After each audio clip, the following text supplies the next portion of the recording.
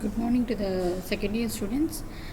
So today's topic is regarding the pharmacology. In pharmacology, we are dealing with the severe system. Here in severe system, we already completed the antihypertensives, and anti-ischemic drugs also completed. Now we'll see with the drugs which are used in the shock. A shock is a state where there is in which this is this is a medical condition in which there will be a sudden fall of the BP due to because of any burns or any hemorrhagic conditions, due to because of any cardiogenic type of shock, decreased blood flow. Whenever there is decreased blood flow, it means cardiogenic shock also. So hemorrhagic shock, cardiogenic shock. So at that time we are having some of the drugs. Which are the drugs? These are the emergency drugs. Commonly you are listening that are emergency drugs, that is a dopamine, dobutamine, and one more drug is there that is used for the as a broncho. It is used when the patient is in anesthesia. At that time another more drug is used. So one more thing, mainly these emergency drugs will act on the sympathetic nervous system. So this is also a it is also a neurotransmitter.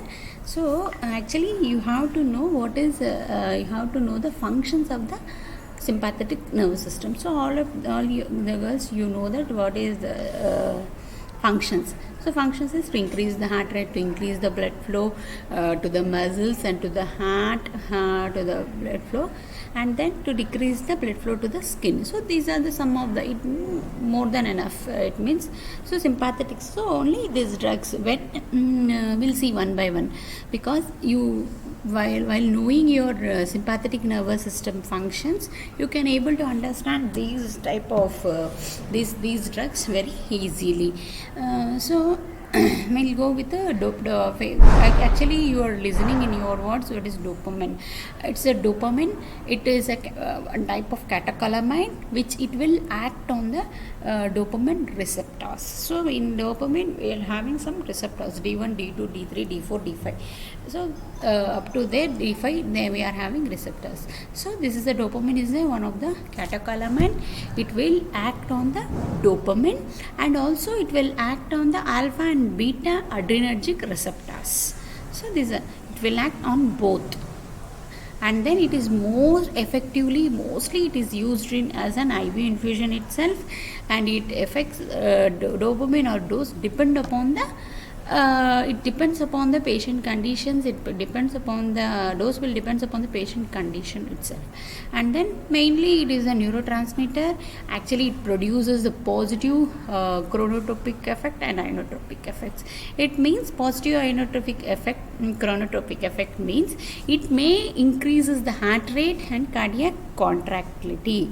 Actually the patients also by seeing the indications you can know.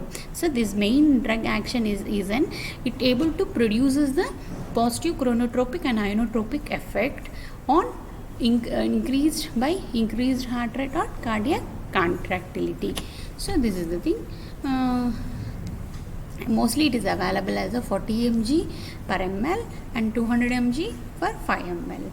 So pharmacokinetics, when we see it can be given in IV route. Onset it does not know, and then half life 2 minutes and duration it is a 10 minutes. Within 10 minutes it will act. And then indication mostly it is to correct the hemodynamical status. When the patient in shock, definitely the hemodynamical status will be altered. So to correct the hemodynamical status, or to in some of the shock syndrome, the shock syndrome can be occur due to because of a myocardial infarction, any trauma, or any septicemia. In case of any open heart surgeries, when the open heart surgeries are going on, at that time the hemodynamical status will be altered.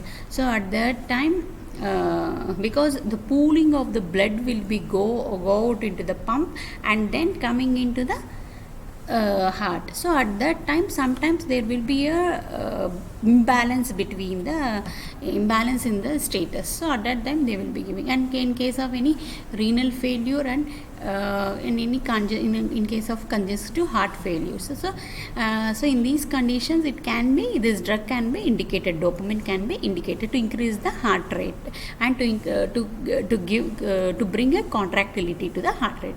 Adults.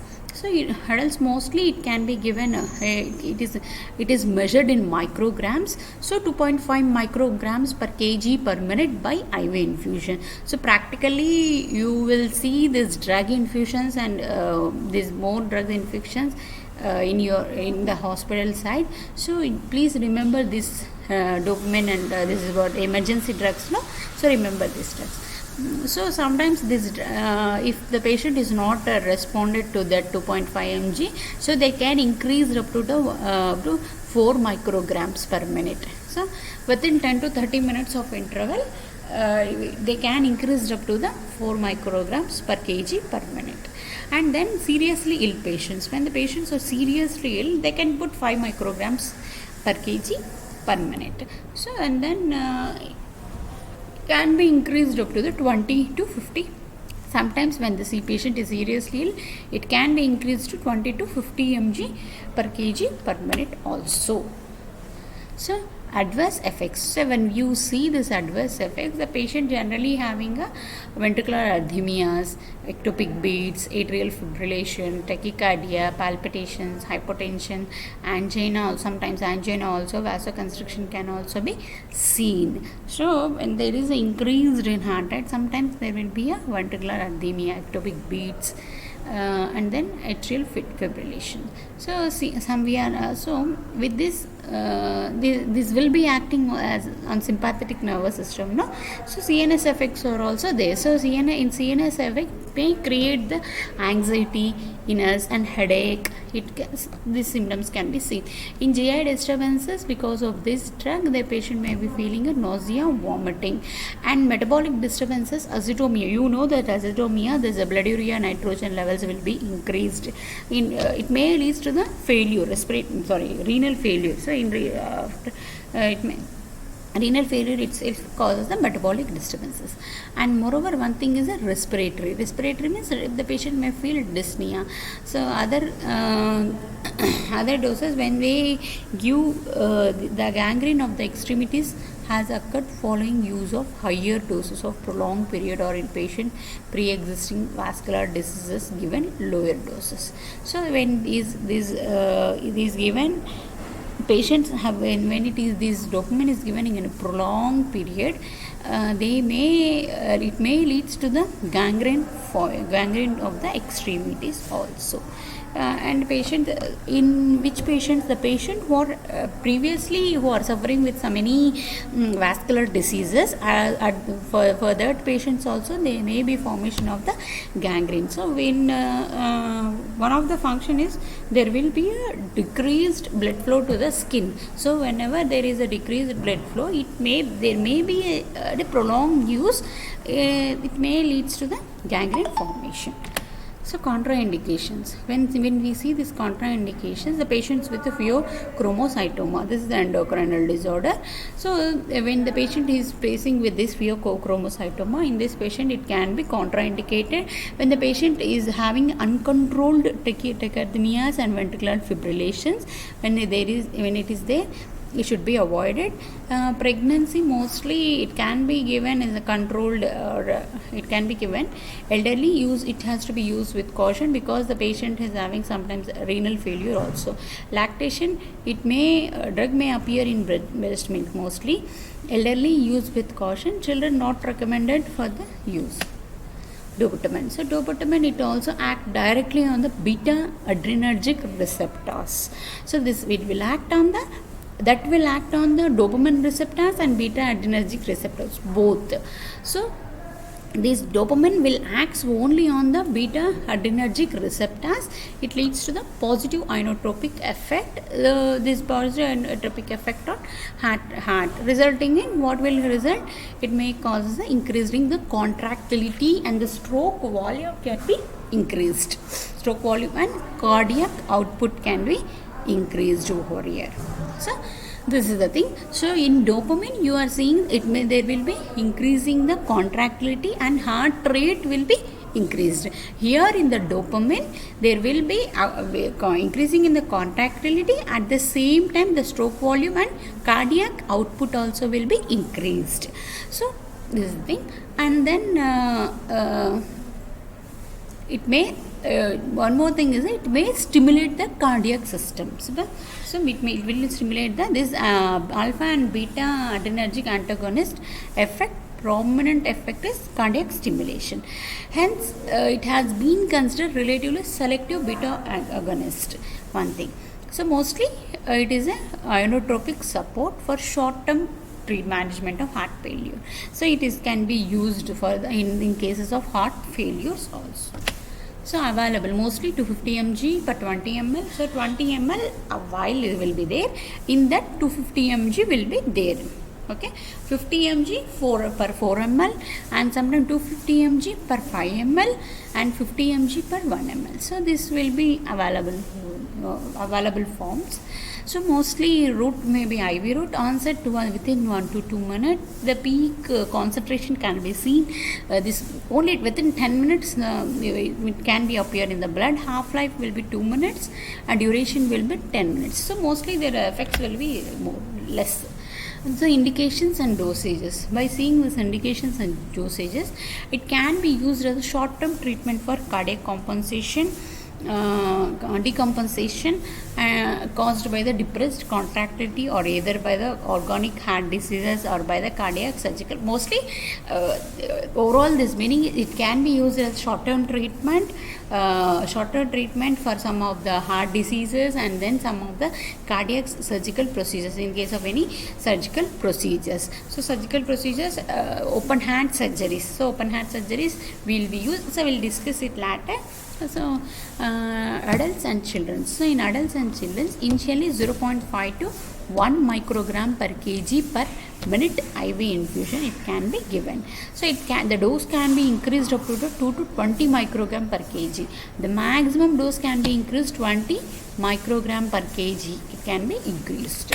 So contraindication, mostly they will be hypersensitivity to the, when the patient are hypersensitive to the dopamine, and the patients with idiopathic, any hypertrophic subaortic stenosis also. So isoprenaline. So this is also one of the important drug. It can be used in the anesthesia when the patient is giving anesthesia. So it can be available as 2 mg per ml. And then in indications mostly during anesthesia there may be a chance of bronchospasm. So at that time this drug can be given. Only this is a very rare drug. It can be used in only during the surgeries only. And then adults mostly in cardiac surgeries. Initially the dose may be 0.01 to 0.02 mg by IV infusion. So hypovolemic and septic shock, low cardiac output states and heart failure, cardiogenic shock. So this type of conditions this drug can be used. Not only that, in case of cardiac arrest until electrical shock or pacemaker therapy is available. So when the cardiac shock patient was cardiac arrest, patient was in arrest, at that time we are having this when the patient is having pacemaker or any electrical shock, that is a defibrillator, when it is available, so that this drug can be given. So and heart block, strokes, so Adams syndromes. So at that in case of complete heart block and in case of strokes, this drug can be prescribed. So in adults mostly sometimes bolus means the drug which should be given once at a time within 2 minutes. It has to be fastly we have to give this drug, and we have to flush it with the saline. After giving the bolus, definitely we have to flush it with the saline, so that it will be circulated in the blood, and then it may gives good effects to the patient. And then adverse effects. Mostly these, we have to observe the patient regarding this, tachycardia, palpitations, hypertension, angina, ventricular arrhythmias, tachyarrhythmias, pulmonary edema, and CNS. Some of the mild symptoms like headache, dizziness, tremors, weakness can be seen. So eye visual blurring can be seen, GIT, nausea, vomiting, respiratory conditions, dyspnea, and others like flushing of the skin or sweating or pallor can be seen. Contraindication: the patient with the tachyarrhythmias and tachycardia, complete or a heart block caused by the digitalis. So when we give a digitalis injection, at the heart, sometimes the heart may block. So at that time, this drug cannot be. This drug will be contraindicated. So nursing consideration: when you what you have to do. So assess the hypovolemia. So how much the patient needs the fluids. We have to know the extent, and then before, if yes, correct it, administration of the drugs. So it has to be, we have to see whether it will be corrected with the fluids or with the volume expanders or with the transfusion. At the same time, alternately, these drugs, dopamine, the drugs can also be started with this. And assess the oxygen saturation, BP, pulse, chest tightness, dizziness, and decrease in level of consciousness. We have to check it for this, and then monitor for ECG, pulse, BP, and then cardiac output, CVP, pulmonary artery wedge pressure, that is a pressure that can be measured between the pulmonary artery pressure can be measured, and then IV ratio, IO ratio can be seen. So IO ratio to know the output in and output during and after the administration of this drug. Assess the heart rate after administration. Definitely, when you give a bolus or when you give this drug, we have to see the heart rate. Continuous monitoring should be there, and then inform to the physician if the heart rate can be decreased below 110 or if it is decreased below 130. So it can be informed to the doctor. Please check. We have to check not only by seeing the monitors. We have to check through the peripheral pulse status and skin temperature of the extremities, and monitor vital signs after drug administration. So every time we have to monitor. Advise the patient to report for any experiences like blurring of vision, any rashes, changes in the vital signs, any drug reaction that has to be explained to the patient, or it has to be reported priorly. Mainly remember, while giving this dopamine drug, we have to report the patient.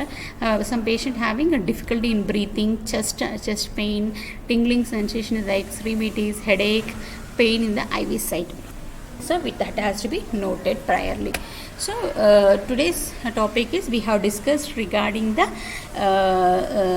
sympathomimetic drugs, that are dopamine, dobutamine, and isoprenaline. So these drugs can be used in case of any shock cases and any cardiac failure, or in case of any hypovolemic shocks. So when not only this, we are having some of the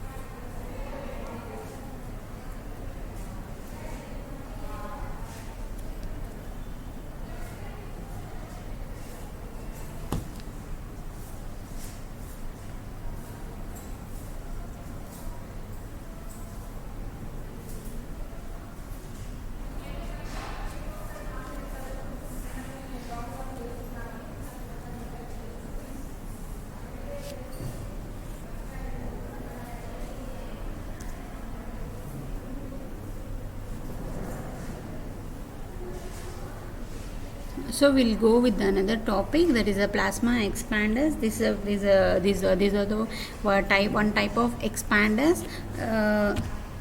So it can be given as a intravenous therapy.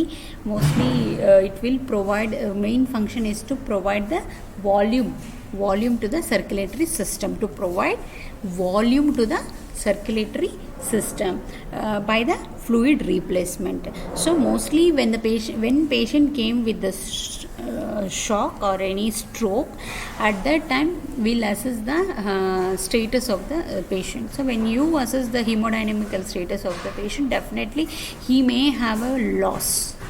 So he may have a circulatory or a blood loss. So we have to replace that loss of. So when you so the first of all, you people will have an idea that when there is a blood loss, you will say that first blood transfusion. So blood transfusion will take a long time, because to see the compatibility, all that things, grouping, compatibility, it will take more time. So when the patient is in an emergency condition, definitely we'll start some plasma expanders. So you will generally seeing in wards like Hemacil, and then HE starch. So like that drugs which are in our wards. So not only that, we'll see what is the plasma expanders. So these are the high molecular weight components. These are mostly, and it can be administered intravenously. It is used to restore the circulatory volume. So it helps us to restore the circulatory volume in case of any hypovolemic patients. So mostly we are having human albumin, HES, hydroxyethyl starch, and then Hemacil. So this type of drugs will be there. So first of all, we'll start with these drugs, and then alternatively we'll start the dopamine or such type of drugs, so to prevent the further damage or to prevent further hypovolemia. So it can be obtained from the human plasma. Mostly this human albumin will be obtained from the human plasma. It can be used irrespective of the patient blood group. So and what is the meaning of it? So we doesn't need the patient when you see the blood transfusion, we have to see the blood's grouping, whether it is compatible to that patient or not. We'll see all these type of things. So in these cases, we don't need that type of things. So we directly will transmit without any patient blood group, and it does not interfere with the clotting, and it is free from the risk of hepatitis transmission. So mostly in blood transfusion, all the thing, plasma transfusion, fresh frozen transfusions, we will be having a risk of hepatitis transmission, but in this there will be no that type of risk of transmission. So it will not interfere with the our clotting mechanism. And 20% of the solution pulls and hold the fluid from the tissues into the intravascular compartment. So the 20% of the solutions will be gone to the tissues. So that solution can be pulled out and holds the fluid from the tissues and into the intravascular compartments. In the intravascular compartment, it will pulls and holds from the tissues, so that it will be the edema, such type of the things will be decreased. And albumin mainly used in hypovolemia. So mostly this albumin can be used in hypovolemia and hypoalbuminemia. In case of burns and cirrhosis, ascites cases also it can be used, and ovarian hyperstimulation syndromes and adult respiratory distress. In case of acute nephrosis also it can be used. Mostly it is available as a 20% injection in case of IV. This is also IV infusion. Mostly the daily dose may be 20% albumin. It must not exceed 2 mg per kg body weight. So it should not be exceeded. Mostly hypovolemia, hypoalbuminemia, and then in case of when the this paracentesis is the procedure to remove the ascitic fluid. So and to collect the ascitic fluid from the abdomen. So in this condition, what will be happening, that the sudden loss of the fluid, it may also leads to the volume, sudden loss of the fluid may leads to the, sometimes there may be hemodynamical disturbance that leads to the shock. So at that time we can transmute the human albumin. So this is one type of protein also that can be transmitted to the transfused to the patient. And ovarian hyperstimulation. So when there is an ovarian hyperstimulation and ARDS and cardiopulmonary bypass, mostly this is a rare but can be done. So in case of cardiopulmonary bypass, so that is it. And adverse effects. So adverse effects mostly anaphylactic reactions, flushing, urticaria, fever, chills, dyspnea, sometimes bronchospasm will be there. In severe tachycardia, hypertension, nausea, vomiting, and skin may be rashes and pruritus. Contraindication, hypersensitivity to the albumin, severe anemia, sometimes patients with heart failures. So dextran is also one of the type of plasma expanders.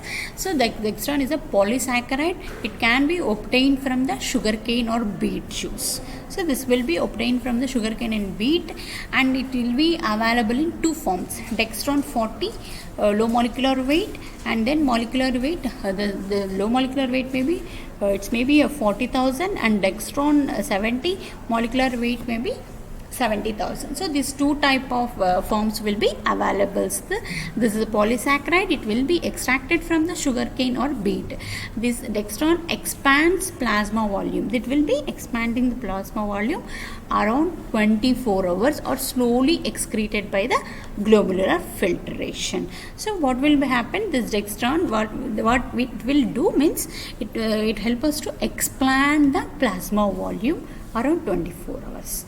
So, and it can be slowly, that can be excreted through the glomerular filtration, and then it will be available. It will be available as a low molecular weight dextran. There is a 10% in 5%. So it will be. It means when you see the normal saline bottles or when you see the IV fluid. So in next classes we'll discuss that in compositions of the IV fluids. In RL what all the components will be there. In DNS what all the components will be there. So we'll discuss it later. But in this thing, in this dextran, what will be there? So 10% of the dextran in 5% of dextrose. Did you got it? So 10% of the dextran that will be in the 5% of dextrose. Mostly it is called as a 40 dextran in dextrose injection. So and low molecular weight 10% in sodium chloride 0.9. So why? Because this composition, when the patients actually, some diabetic patients are there, so at that time this low, so in dextrose we will having a sugar levels are more, so we won't give this type of injection. So we will follow low molecular weight 10% dextran in sodium chloride 0.9. So this can be prescribed. So to know this, I am explaining you in detail only. Don't be confused. So that is the indications and dosages. So mostly hemorrhagic, cardiogenic, and septic shock, extracorporeal perfusion. Some of the adverse effects will be there. Flushing, urticaria, wheezing, tightening of the chest, hypotension, nausea, vomiting, and the contraindication when the patient is hypersensitive to the dextran. And case of any renal diseases with severe alicuria, anuria, it should not be given, and thrombocytopenia and hyperfibrinogenemia. These are some of the contraindications. So lastly we'll deal with the hydroxyethyl starch, that is a HES. So you can see in watts it will be seen. So it is a mixture of ethyl oxalate and amylopectin. So it is a mixture of ethyl oxide and amylopectin of different molecular size. So this molecular size will be very different, and it is also colloidal effect of 6%. HES is quite similar to the, so it will be quite similar to the human albumin. So hemodynamical status can be improved. So definitely in 24 hours or more than 24 hours. So mostly available from 6% hydroxyethyl starch in sodium chloride 0.9%. So 6% hydroxyethyl starch will be there in 0.9% sodium chloride. So indications. What is the indications? The treatment and prophylaxis of the hypovolemia. So adverse effects, anaphylactic reactions, hypersensitivity reactions, pruritus, mild fever, vomitings, increased serum amylase and hemodilation. Contraindications, hypersensitivity to the HES, critically ill patients including patients with the sepsis, volume overload, severe liver disease and intracranial bleeding, also hypernatremia and hypochloremia. So and last drug, there is a polyglycine. So polyglycine is nothing but hemacil. So this is one of the polypeptide that exerts oncotic pressure. It will be exert oncotic pressure. This is also similar to the albumin. In case of hypersensitivity, the hypersensitivity reactions are very rare. It is also not interfere with the blood groups, or it may remain stable around 3 years also. And then plasma volume expansion lasts for about 12 hours also. So this plasma volume expansion can be done for about 12 hours. So that the fluid can be expelled out within 12 hours. So that may some drugs may be that HES, it may take 24 hours. So like that. So available forms 3.5% for solution for infusion in balanced electrolyte medium. So indications and dosage. Hypovolemia, it may be caused because of dehydration or any plasma loss, blood loss. In case of perioperative conditions, loss of circulatory fluid. In case of extracorporeal circulation, so extracorporeal circulation ante bodylo circulation avvakunda with the help of the machine, that is heart-lung machine or any heart-lung machine, the blood can be circulated to the heart. So at that time it will also be indicated. And isolated organ perfusion. So adverse effect during and after infusion. So during and after infusion there will be having some adverse effects like urticaria reactions, tachycardia, bradycardia, hypertension, nausea, vomiting, dyspnea, fever and shivering. So this type of symptoms will be there. Contraindication when the patient is having hypersensitivity and drug induced hypotension effects also. So when you go with this nursing consideration, definitely we have seen the history of active bleeding. We have to assess the active bleeding, and patient is having any diabetes or any thrombocytopenia, we have to assess further definitely, and assess the hypovolemic condition. If it is there, we have to correct it by administration of the drugs or by administration of this plasma volume expanders, and monitor for circulatory overdose, assess for hydration status and IV chart, urine output before or during after administration. Assess blood cell count, HB, hematocrit. Assess the blood cells, blood glucose levels before and after administration of the drug, any drug. And then assess our oxygen saturation, PP, pulse, chest tightness, any dizziness, decreased level of consciousness we have to see. Not only that, we have to report if any such this type of experiences. So like drug reactions, blurring of vision, rash, changes in the vitals, that has to be reported. So today's class we have seen the drugs which are used in the shock, that is a sympathomimetic drugs. These sympathomimetic drugs are dopamine, dobutamine and isoprenaline. So these three types of drugs. So when coming to the plasma expanders, plasma volume expanders, so we had seen that the hydroxyethyl starch and hemacil and human albumin. So we have not only this, we had completed with the dextran. So dextran type of drugs. So today's when I ask the question what is meant by hydroxyethyl starch means, you have to say that is a plasma volume expanders. So these drugs today's we have discussed drugs are very important drugs. So remember your lifetime. So thank you.